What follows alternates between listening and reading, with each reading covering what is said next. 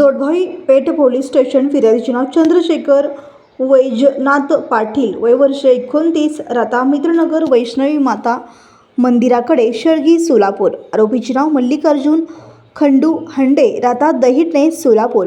यात हकीकत अशी की वरील वेळी व ठिकाणी येथील फिर्यादी हे वरील ठिकाणी थांबलेले असताना वरील आरोपितांनी त्यांच्या ताब्यातील दुचाकी वाहन हाईघाईने, अविचाराने व भरधाव वेगाने चालवून फिर्यादीस धडक देऊन फिर्यादीच्या पायाचे टाचेजवळचे हाड क्रॅक करून गंभीर जखमी करून मार्केट यार्डच्या दिशेने न थांबता निघून गेले आहे, म्हणून तपास पोलीस हेड कॉन्स्टेबल वाघमारे हे करीत आहेत।